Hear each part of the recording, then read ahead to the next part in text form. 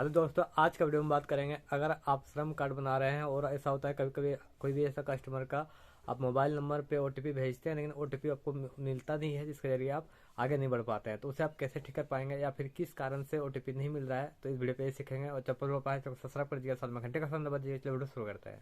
Net को connect कर लेते हैं यहाँ पे, और कनेक्ट करने के बाद जो इस श्रम का वेबसाइट है उसे हम लॉगिन कर लेते हैं।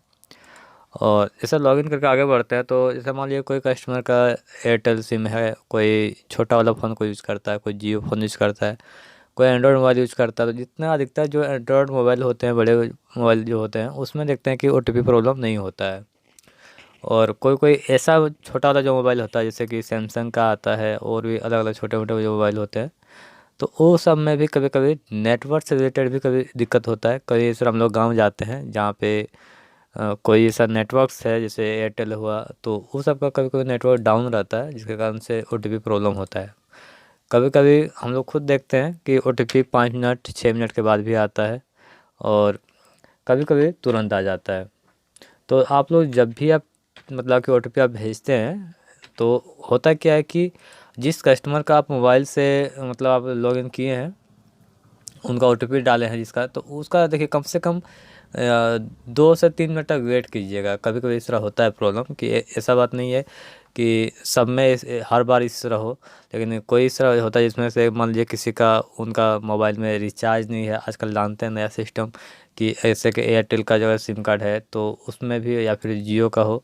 कभी कभी एयरटेल में, अधिकतर तो एयरटेल में ही इशू होता है कि उनका जो रिचार्ज है वो ख़त्म रहता है और कस्टमर आ जाता है कार्ड बनवाने। तो जिसमें आप हम लोग सब कुछ, हम लोग क्या क्या पता है कि अरे इसका क्या हुआ है कि नहीं हुआ, इसका रिचार्ज है कि नहीं है। तो हम लोग सिंपल से भाषा में पूछते हैं कि आपका में फ़ोन आ रहा है, जा रहा है, तो कस्टमर कहता है अगर हाँ तब तो ठीक है, कोई बात नहीं है। और एक चीज़ और भी करें, अगर कस्टमर का इनबॉक्स पूरा फुल है तो उसे 2-5 में से डिलीट कर दें। आप अपने से भी कर सकते हैं डिलीट, या फिर कस्टमर से भी करवा सकते हैं। और मैसेज डिलीट करने के बाद ये भी ट्राई करें कि उनमें मैसेज आ रहा है कि नहीं आ रहा। 1 से 2 मिनट या फिर 3 मिनट तक वेट कीजिएगा, या फिर एक बार स्विच ऑफ करके ऑन कर लीजिएगा। मैं देखिए हर स्टेप बता दे रहा हूँ, इनमें से कोई ज़रूर आप इस जितना बता रहा हूँ वो सब अगर आप फॉलो करेंगे तो आपका जो मैसेज का सिस्टम है वो ना सॉल्व हो जाएगा। तो मैं अधिकतर कोई इस तरह होता है, किसी का मैसेज सेंटर जो नंबर होता है वो अगर कुछ छेड़खानी कर देता है, मतलब कुछ गलत कर देता है, वो कुछ डिलीट करके कुछ अलग कोई डाल देता है, तो उस दौरान उस मोबाइल में मैसेज नहीं आता, बल्कि आपका जो इस श्रम का ही मैसेज नहीं, बल्कि उसके मोबाइल में कोई भी मैसेज इस तरह है वो अपनी इधर से वो सेंड कर सकता है, ना ही वो रिसीव कर सकता है। इस तरह भी होता है। तो वो सब का अगर उसका अल्टरनेट कोई मोबाइल है तो उससे भी आप काम कर सकते हैं।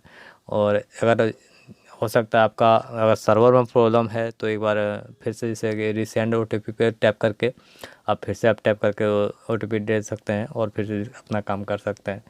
या फिर जो अलग का कोई किसी का जियो फ़ोन है, या फिर जो भी है, जैसे मैंने बताया कि मैसेज डिलीट कर देना है या फिर स्विच ऑफ करके ऑन कर देना है, तो इनसे जितने मैंने बताया इसे आप फॉलो करें।